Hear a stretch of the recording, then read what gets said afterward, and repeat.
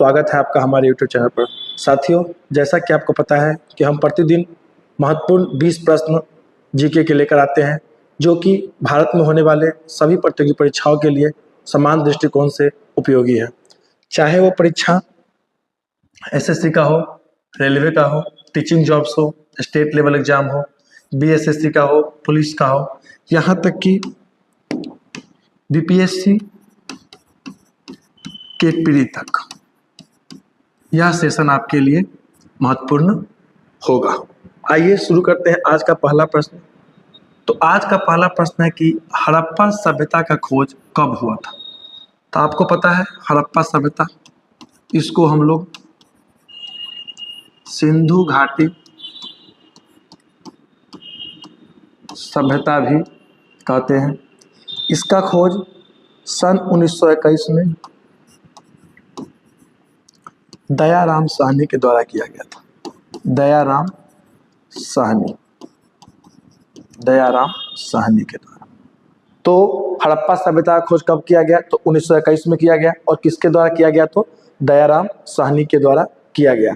इसका सिंधु घाटी सभ्यता भी नाम है। सबसे पहले हड़प्पा जगह की खुदाई हुई, इस कारण इसको हड़प्पा सभ्यता भी कहते हैं। अगला प्रश्न है आपका कि चिल्का झील कहाँ है। तो चिल्का झील है आपका उड़ीसा में। कहाँ है? उड़ीसा में। ठीक है, चिल्का झील उड़ीसा में। आगे है कि महात्मा बुद्ध को ज्ञान की प्राप्ति कहाँ हुआ। ठीक है, तो महात्मा बुद्ध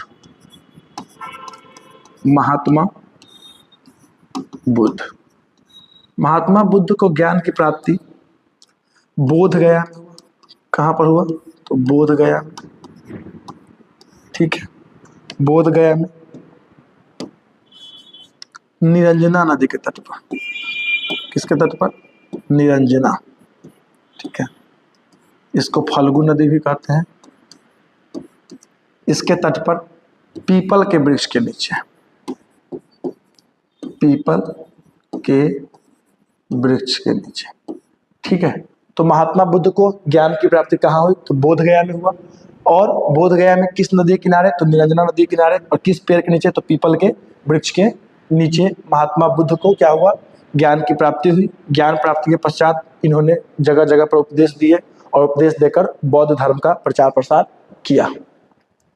अगला प्रश्न है आपका कि 68वां फिल्म फेयर अवार्ड 2023 का आयोजन कहाँ हुआ था। तो यह हुआ था आपको मुंबई में। कहाँ पर? मुंबई में हुआ। इसका पहला आयोजन 1954 में हुआ था। कब हुआ था? 1954 में। 1954 से फिल्म फेयर अवार्ड की शुरुआत हुई है, जिसका 68वां एडिशन जो है आपको मुंबई में हुआ है। आगे है मूल संविधान में कितनी अनुसूचियां थी। मूल संविधान में 8 अनुसूची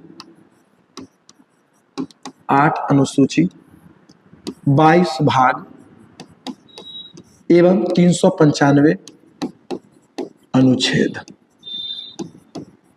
ठीक है, यह बात किसका है? मूल संविधान का।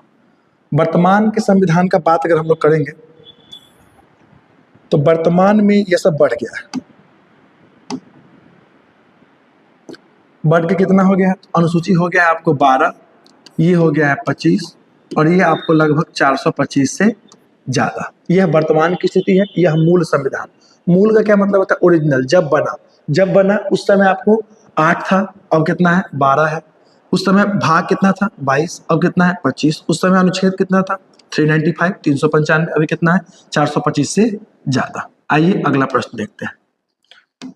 अगला प्रश्न है आपका डस्ट लीक युद्ध अभ्यास किन 2 देशों के बीच होता है। देखिए, नाम से थोड़ा उसको रिलेट करके देखेंगे। डस्ट लीक, डस्ट का मतलब क्या होता है? धूल माटी जो हमको लगता है उसको डस्ट बोलते हैं। तो जब डस्ट आपके मुंह में लग जाएगा तो आप उजले हो जाएंगे। कैसे होंगे? उजले। डस्ट लगने के बाद आप उजले हो जाएंगे। तो यह होता है भारत और उज्बेकिस्तान। ठीक है, याद रखना है डस्ट लीक से। डस्ट का मतलब आपको जो माटी गर्दा होता है वो, और डस्ट लगाने के बाद हम कैसे हो जाते हैं? उजले हो जाते हैं। तो डस्ट लीक किसके साथ है? उज्बेकिस्तान के साथ है डस्ट। ठीक है, आगे देखिए भारत का 15वां राष्ट्रपति कौन है। तो 15वां राष्ट्रपति आपकी है श्रीमती द्रौपदी मुर्मू। ठीक है, यह दूसरी महिला है, दूसरी महिला राष्ट्रपति। पहली आदिवासी महिला, आदिवासी महिला। ठीक है, और यह जो है द्रौपदी मुर्मू, यह आपको संथाल जनजाति की है। कौन जनजाति की है? संथाल जनजाति की महिला है। कौन? द्रौपदी मुर्मू। और इनके बारे में कुछ जानते हैं। यह राष्ट्रपति बनने से पहले झारखंड की राज्यपाल थी, झारखंड की राज्यपाल थी, झारखंड की राज्यपाल। तो देखिए, अभी आपको बताया हम कि राष्ट्रपति द्रौपदी मुर्मू कितने नंबर की राष्ट्रपति है? तो 15 नंबर की है, 15 नंबर की राष्ट्रपति है, दूसरी महिला है। आपको पता है कि पहली महिला राष्ट्रपति श्रीमती प्रतिभा देवी सिंह पाटिल थी। उसके बाद पहली आदिवासी महिला है। कौन आदिवासी है? तो यह संथाल जनजाति की है, संथाल जनजाति की है। ठीक है, संथाल जनजाति की है, और राष्ट्रपति बनने से पहले यह झारखंड राज्य की राज्यपाल थी। आगे देखिए, भूमध्य रेखा, भूमध्य रेखा को 2 बार काटने वाली नदी कौन है? देखिए, आपको बताए थे हम पिछली कक्षाओं में, कर्क रेखा को 2 बार काटने वाली नदी कौन है? तो माही नदी। ठीक उसी प्रकार मकर रेखा को कौन काटती है? तो लिम्पोपो नदी। और उसी तरह से आपको भूमध्य रेखा को कौन काटता है? तो भूमध्य रेखा काटता है कौन नदी? कांगो नदी। ठीक है, कांगो नदी। आगे देखिए, अगला प्रश्न है कि गंगा नदी सबसे कम किस राज्य में बहती है? तो गंगा कम बहती है, तो कम बहती है आपको झारखंड में। कहाँ पर? झारखंड में। और ज्यादा बहती है उत्तर प्रदेश में। ठीक है, तो गंगा नदी को लाइफलाइन ऑफ इंडिया भी कहते हैं। गंगा नदी सबसे कम बहती है आपको झारखंड राज्य में, और सबसे ज्यादा बहती है उत्तर प्रदेश में। आगे देखिए, परमवीर चक्र पाने वाले पहले व्यक्ति कौन थे? तो मेजर सोमनाथ शर्मा। मेजर सोमनाथ शर्मा पहले व्यक्ति थे जिन्हें क्या मिला है? परमवीर चक्र मिला है। यह सर्वोच्च सेना मेडल है। नोबेल पुरस्कार का शुरुआत कब हुआ? देखिए, नोबेल पुरस्कार, नोबेल प्राइज का घोषणा आपको हो गया है 1900 में, और मिलना शुरू हुआ कब से? 1901 से। ठीक है, एक वैज्ञानिक थे अल्फ्रेड नोबेल,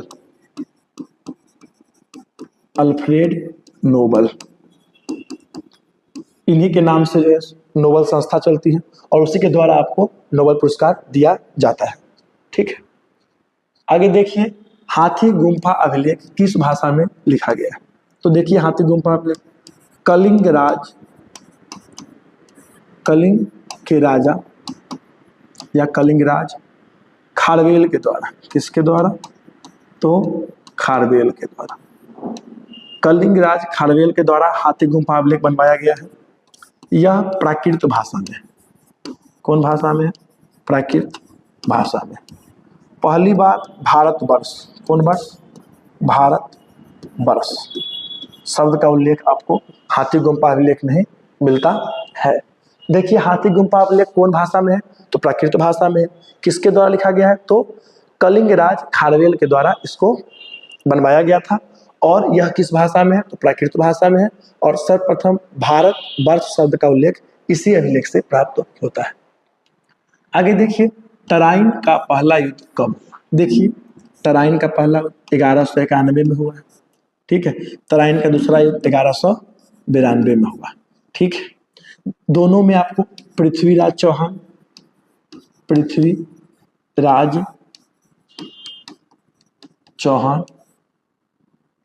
एक तरफ से लड़े, और एक तरफ से आपको गौरी।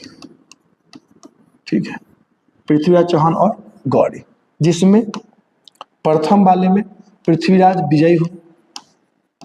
पृथ्वीराज क्या होगा? विजयी हुए। फिर दूसरा आपको होगा, दूसरा तराइन का युद्ध। दूसरा में 1192 में हुआ। इसमें भी आपको पृथ्वीराज चौहान और गौरी लड़ेंगे। तो कौन लड़ेंगे भाई? पृथ्वीराज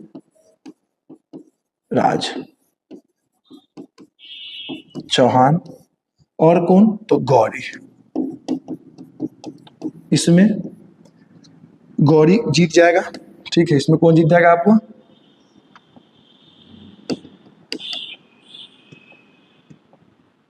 गौरी जीत जाएगा, ठीक है। इसी में आपको जयचंद नाम का आदमी आएगा जो कि क्या करेगा? पृथ्वीराज चौहान को धोखा दे देगा और तराइन के दूसरे युद्ध में गौरी की विजय हो जाएगी। आगे बढ़िए। मुंबई किस द्वीप पर स्थित है? तो आप देखेंगे कि मुंबई किस द्वीप पर है। तो मुंबई है आपको सालसेट द्वीप पर।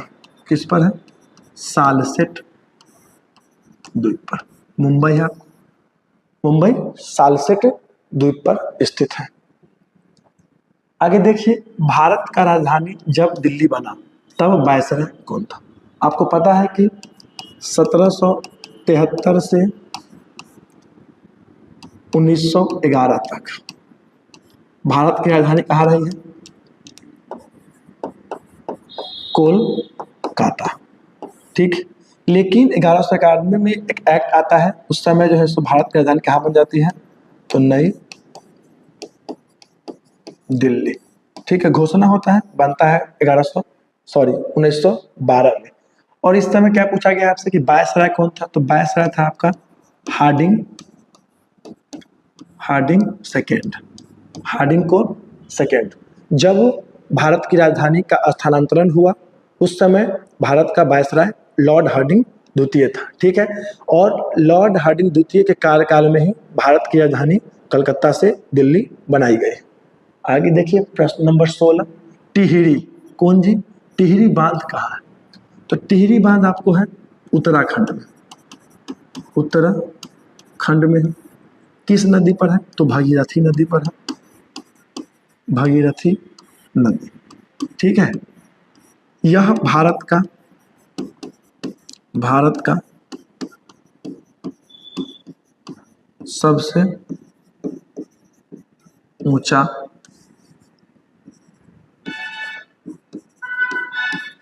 है, ठीक है। तो टिहरी बांध कहाँ है? टिहरी बांध भागीरथी नदी पर है, ठीक है, और उत्तराखंड में है और भारत का सबसे ऊंचा बांध है। आइए 17 नंबर प्रश्न देखते हैं। भारत की मानक समय रेखा किन किन राज्यों से गुजरती है? देखिए 5 राज्यों से गुजरती है। कितने राज्यों से? 5 राज्यों से, ठीक। पहला है आपका उत्तर प्रदेश। दूसरा है आपका मध्य प्रदेश, ठीक है। तीसरा है आपका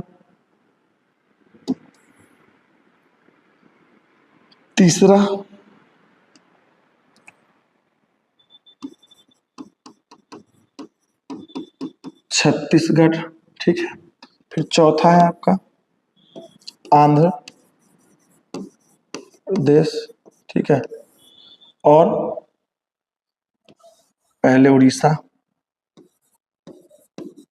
है आपको उड़ीसा और उसके बाद है आपको आंध्र प्रदेश, ठीक है। तो यह 5 राज्य है जो कि 82.5 डिग्री देशांतर से गुजरता है। कितना है भाई? 82.5 डिग्री देशांतर, ठीक है। यहीं पर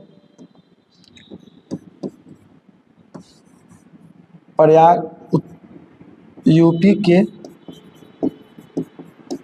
प्रयागराज के निकट मिर्जापुर के नैनी से यह रेखा गुजरती है, जिसको हम लोग इंडियन स्टैंडर्ड टाइम कहते हैं, अर्थात भारत की मानक समय रेखा। आगे देखिए परावर्तन के नियम क्या है? तो परावर्तन के नियम क्या है? तो आप पढ़े होंगे इसको कि एक समतल दर्पण होगा, ठीक, एक आपतित किरण होगी और एक क्या होगी? परावर्तित किरण होगी।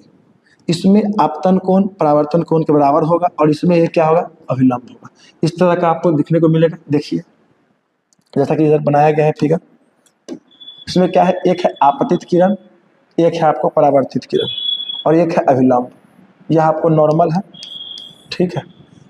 और इस दोनों का जो एंगल है क्या होता है, बराबर होता है। यही है आपका क्या, परावर्तन का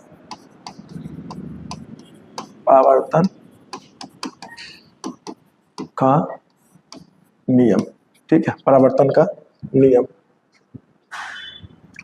आगे देखिए लिखा है इधर क्या कि श्रीनगर की स्थापना किसके द्वारा की गई। तो श्रीनगर की स्थापना की गई आपको अशोक के द्वारा, सम्राट अशोक के द्वारा। जम्मू एवं कश्मीर के इतिहास की जानकारी किस पुस्तक से मिलती है। तो जम्मू एवं कश्मीर की जो इतिहास की जानकारी है वो मिलती है आपको कलहन के द्वारा, कलहनकृत राजतरंगिणी से। कौन तरंगिणी, तो राजतरंगिणी से, ठीक है। यह था आज का 20वां और आज का अंतिम प्रश्न। आशा करते हैं कि आपको यह सेशन पसंद आया होगा और आपके आने वाले प्रतियोगी परीक्षाओं के लिए यह सेशन महत्वपूर्ण भूमिका अदा करेगा।